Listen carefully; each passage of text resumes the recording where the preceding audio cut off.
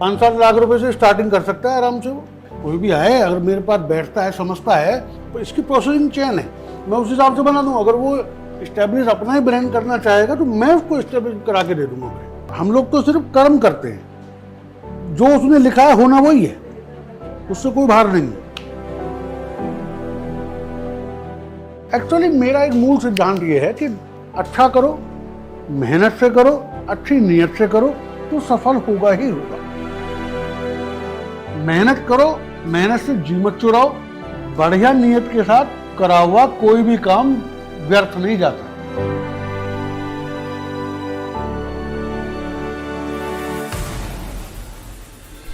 जब भी हम रसोई घर में खाना बनाते हैं तो कई बार पूरी क्रेडिट खुद ले लेते हैं, लेकिन जब हम उसका जायका बढ़ाना चाहते हैं तो हम चुन चुन के मसाला लाते हैं।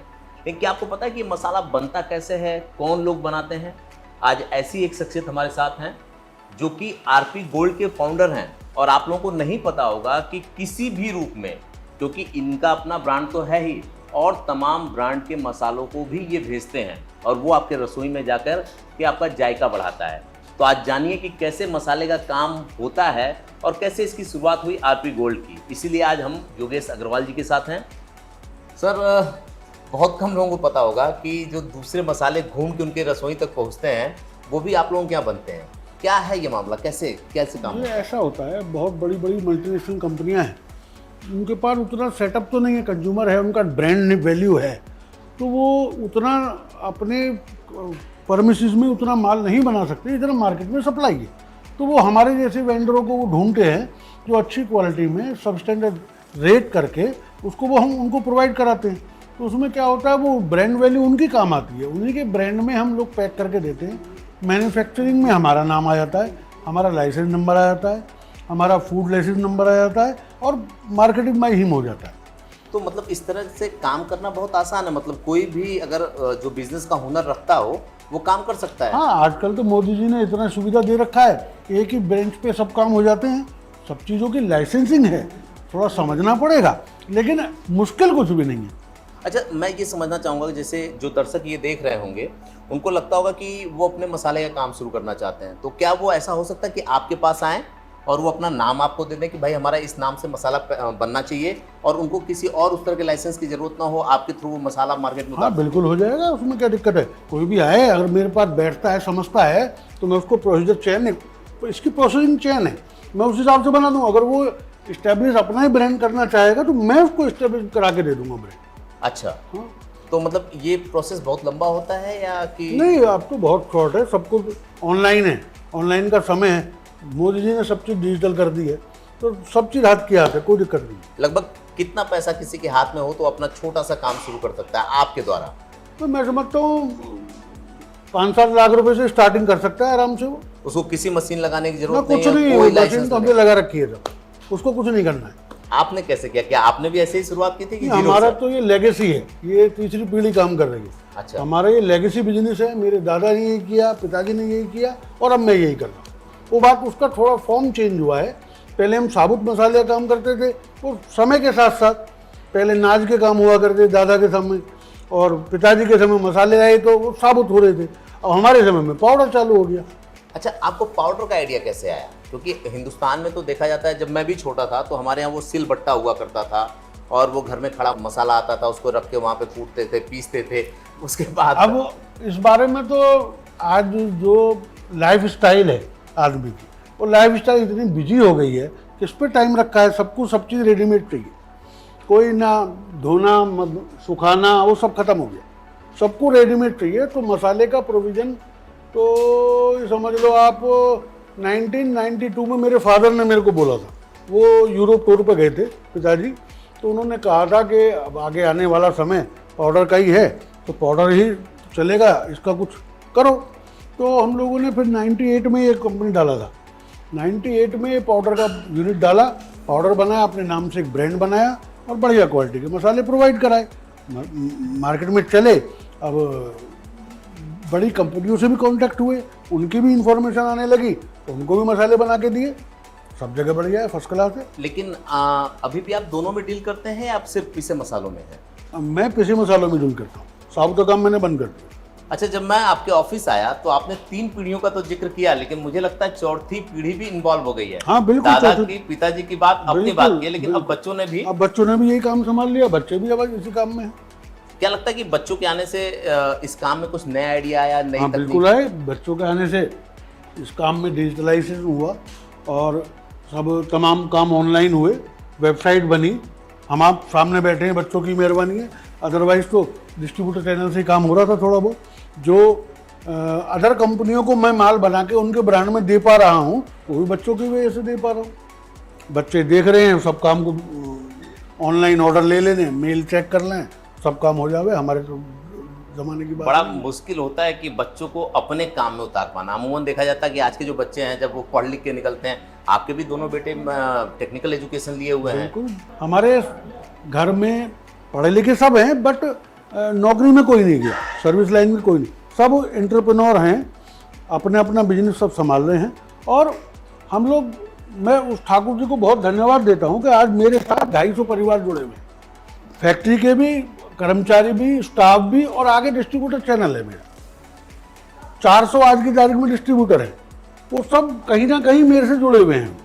तो मैं ये एक सर्विसमैन के लिए वो एक सीमित है उसका क्षेत्र, ये एंटरप्रेन्योर का क्षेत्र असीमित है, कितना भी बड़ा हो। और बहुत स्कोप है, हर आदमी को हल्दी में धनिया खाना है, चाहे वो छोटा है, चाहे वो लखपति है, चाहे वो करोड़पति है, अरबपति है, बिना खाना खाए तो काम बनेगा नहीं। तो ये हमारा जो क्षेत्र है वो ऐसा है जो सबको चाहिए, इसलिए बच्चों की भी रुचि बनी कि स्कोप भयंकर है। मैं अब एक्सपोर्ट में भी जा रहा हूँ, उसकी भी तैयारी चल रही है, एक्सपोर्ट भी दे रहा हूँ और देने वाला हूँ अपना बहुत जल्दी, और ठाकुर जी ने कृपा करा तो इसी महीने चालू हो जाएगा, वो चल रही है इंक्वायरी। आप बार बार ठाकुर जी का नाम ले रहे हैं, मैंने देखा कि पूरा परिवार भी धार्मिक है, हम बच्चे बिल्कुल भी ठाकुर धार्मिक जी के- यात्राओं पे जाते हैं। बिल्कुल। बहुत बड़ा सा मंदिर सामने है, तो इस मंदिर का भी कोई कॉन्सेप्ट है क्या? हाँ कॉन्सेप्ट है, ये मेरी यहाँ पर इस जो मंदिर मैंने बनाया हुआ है फैक्ट्री परिसर में, यहाँ पर गौशाला थी मेरे पास, मेरी 4 गाय थी। अच्छा। 4 गाय में रखता था, और एक्चुअल में एक बार फूड के वो मिस्टर चटर्जी हैं, वो आए थे, कमिश्नर हैं वो मेरठ मंडल के, वो आए, बोले ऐसा है योगेश बाबू, गाय रखी हुई है, बहुत अच्छी बात है, हिंदू धर्म के लिए गाय पालना बहुत स्वभाव की बात है, लेकिन इससे वो निकलते हैं पार्टिकल जो हमारे को फूड में नुकसान दे सकते हैं, तो इसलिए आप इसको गौशाला को यहाँ से हटाओ। तब मैंने वो गाय यहाँ से हटा के, मैंने कहा ये भगवान की जगह है, तो गाय को हटा दी यहाँ से, लेकिन इसकी जगह मंदिर स्थापित कर दी।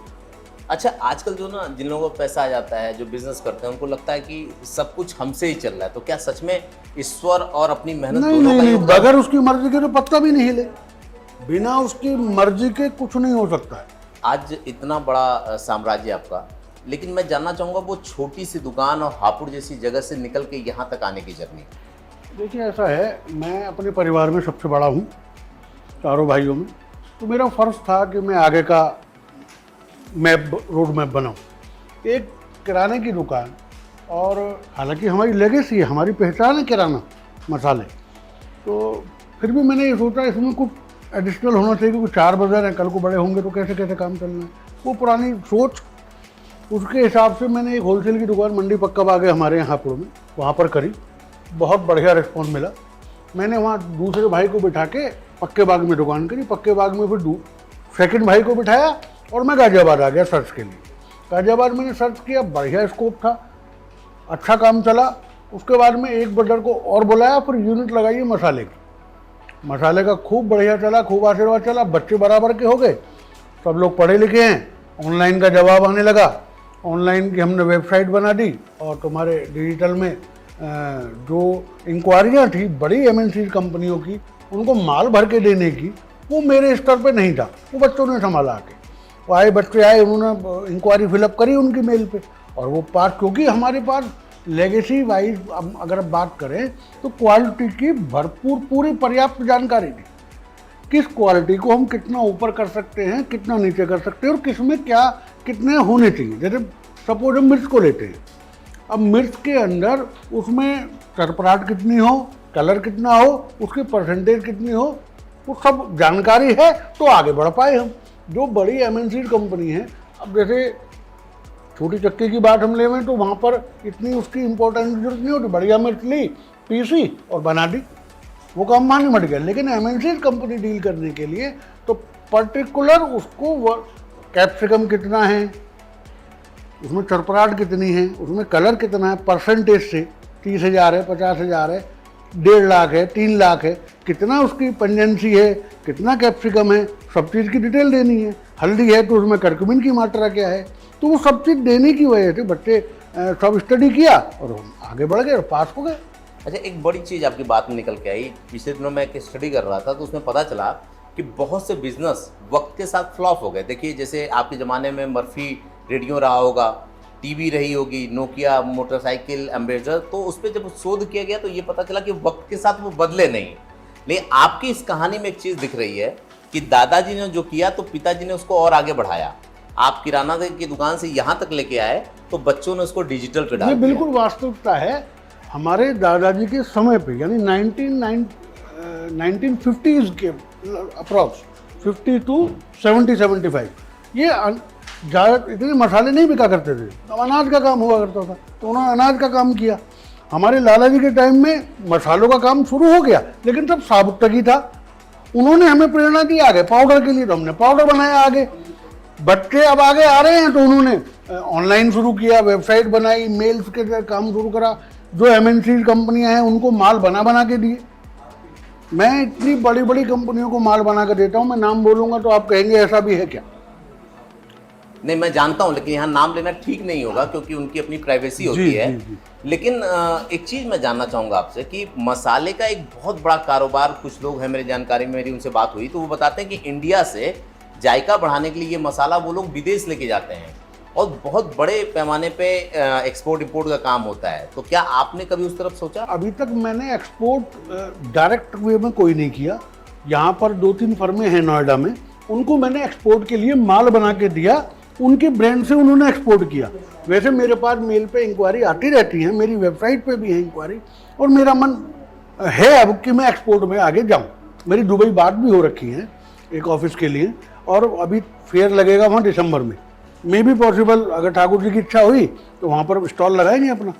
एक बात हमारी अधूरी रह गई थी। आजकल आपने मोदी जी का जिक्र किया, सरकार भी स्टार्टअप की बात करती है और जो नई पीढ़ी है वो भी एंटरप्रेन्योर बनने की तरफ जाना चाहती है।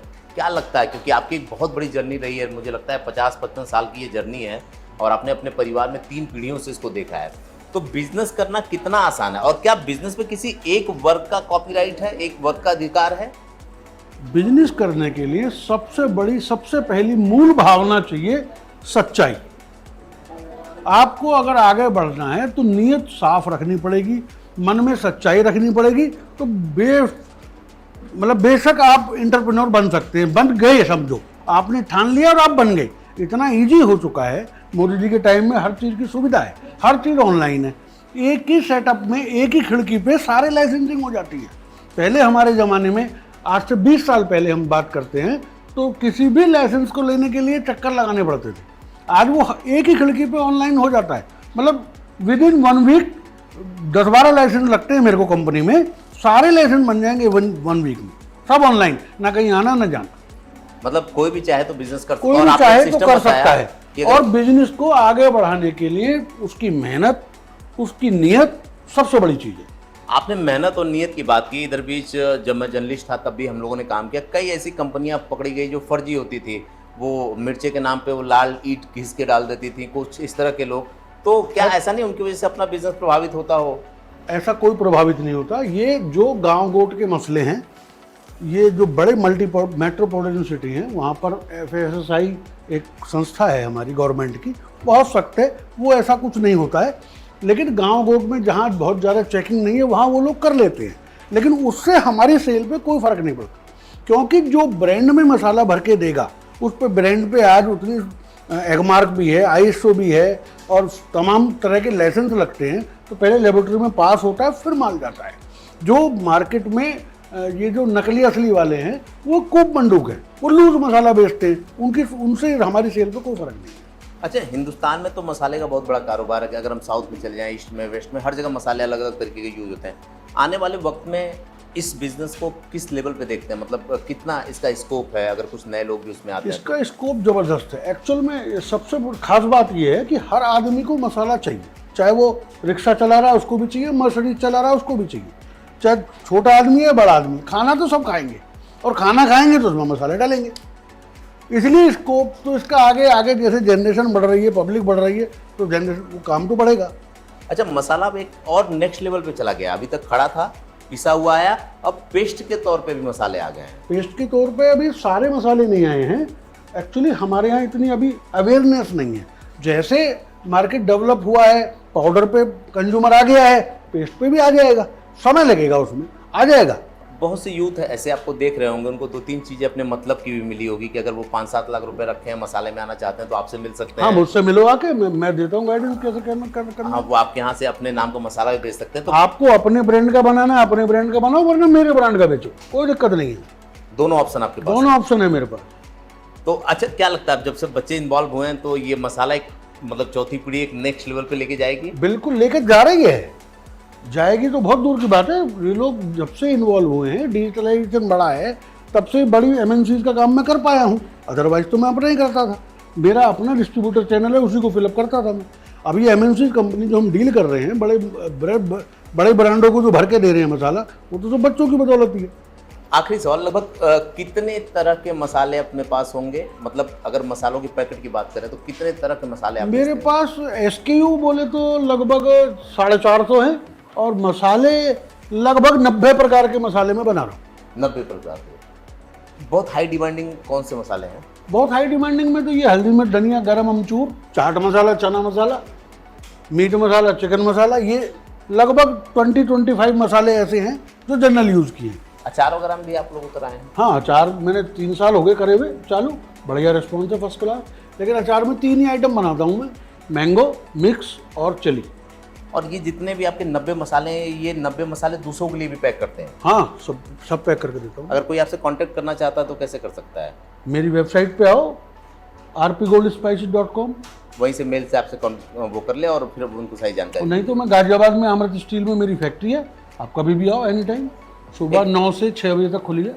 उन लोगों के लिए क्या कहना चाहेंगे जो धंधे में उतरना चाहते हैं, किसी भी तरह का बिजनेस करना चाहते हैं? किसी भी तरह का बिजनेस करना हो तो पहले उसकी जानकारी लो, बहुत हड़बड़ाहट में कदम मत उठाओ और सच्चाई के साथ रहो। जो भी व्यू रखना है आपको सच्चे मन से रखना है, अच्छी नीयत के साथ काम करोगे, बढ़िया मन के साथ काम करोगे, अनुभवी लोगों के साथ 2-4 के साथ जुड़ के काम करोगे तो निश्चित पार उतरोगे, कोई दिक्कत नहीं। यानी कि आप अगर बिजनेस करना चाहते हैं और आपके पास पैसे कम हैं तो आपके पास 2 ऑप्शन है, या तो आप आइए इनके साथ जुड़ करके इनके काम को आगे बढ़ाइए, फिर आप आगे अपना काम कर सकते हैं, या फिर अगर कुछ पैसे हैं तो आप अपने ब्रांड को भी उतार सकते हैं। उसके लिए आपको बाकी कोरम को पूरा करने की जरूरत नहीं होगी, बाकी सब कुछ यहाँ से पूरा हो जाएगा। आपको अपनी निष्ठा ईमानदारी लेकर के आने की जरूरत होगी। अगले एपिसोड में कुछ और फाउंडर्स के साथ मुलाकात करेंगे और अलग बिजनेस के बारे में आपसे बात करेंगे।